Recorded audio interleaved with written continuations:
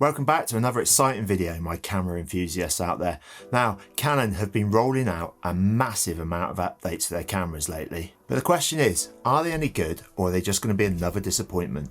Well, you've come to the right place because in today's video, we're going to take a closer look at these updates. Before we dive into the nitty-gritty details, let's start off with the joke of the week. Why did the photographer get into a fight? Because he wanted to snap the shot. Alright, I know, it's cheesy, but it's fun, isn't it? Now onto those updates then. Canon have released some minor updates to the R6, which I'm not going to go into today. They're just a few bug fixes and things like that.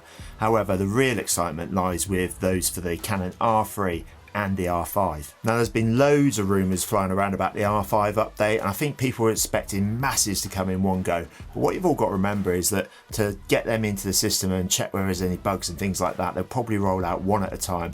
And this one's quite an interesting one. It's quite one to be excited about, really. The firmware update is 1.8.1 and it's got a really interesting feature on there that's going to bring it in line with the Lumix S5 Mark II. Now you might be sat there going, hold on Heath, that's a £2,000 camera, yeah, looking at £4,500, £5,000 camera, the R5. But it's the potential of what this update's got to do. Now Morgan Woods, he's downloaded it and he's going to be playing around with it, so I'm interested in what he says. I'm sure Morgan's going to be doing a video on this one because what they've added onto the R5 is this incredible, believe it or not, 400 megapixel stills. Yeah, it's called pixel shift, and basically what that does is takes loads of different photos using the IBIS and everything else and then combines them into one.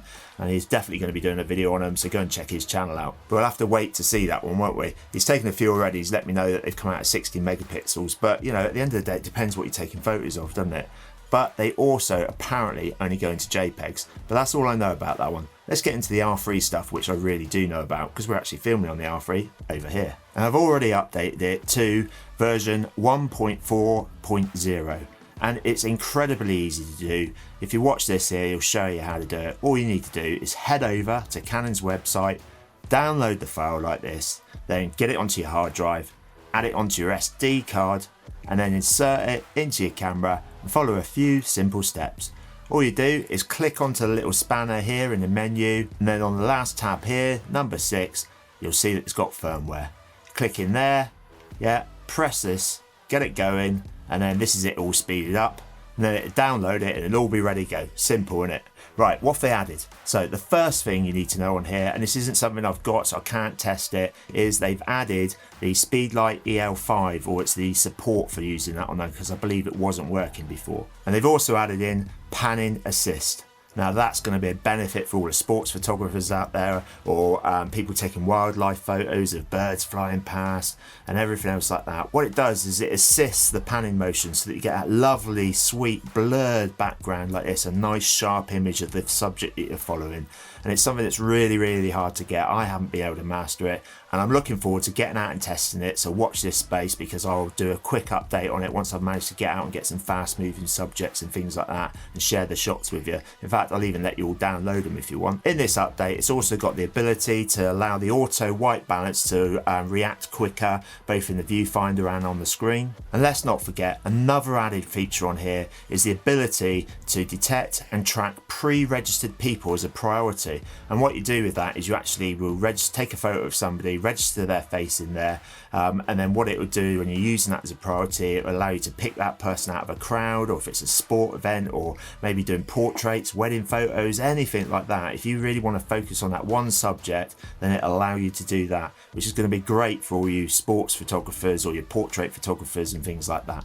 And there's a few other minor bug fixes in there which they don't list, and I expect it's all stuff to do with the algorithms and all of that behind the scenes, which we don't really need to know about, do we? But that's not all, folks, because I also have a wish list of features that I really would like to see added to the R3, and maybe a couple of extra things on the R6 Mark II to make them true hybrid cameras as they're supposed to be. For starters, what I think would be amazing for Canon to do, because the R3 is twice the price of the R6 Mark II, is add the features that's already on there. That shouldn't be too hard for them to do because they've already got it on the R6 Mark II. And that would be focus breathing, the ability to auto select the subjects that you're following rather than having to go in and specifically say people, animals or vehicles, okay, because that's on the R6 Mark II already. And also I don't see why they haven't added false colours to the R3, because you know, with it being a hybrid camera like this, you really do need to have that in there. And let's not forget adding yeah, because if you put it on the R5 now, the pixel shift to the R6 Mark II and the R3, because what that'll do is bring it in line with a camera that's absolutely superb out there, and I've almost toyed with swapping over to them, the Lumix S5 Mark II, because that's got it and it has 96 megapixels, or the potential to have 96 megapixels. So Canon, if you're listening, let's get that on the R6 Mark II and the R3 as well. But that's enough about my wish list. What would you like to see on the R3, or the R6 Mark II, or the R5 or the RC? Drop in the comments down below, and if you've got any questions or things you want to try out on here, then just drop them in there and I'll do my best to give you answers to them. Let's get a conversation going. And if you've enjoyed this video, don't forget, hit the old like button and share it with your friends. As always everyone, stay safe out there, keep creating, keep smiling. Cheers for now.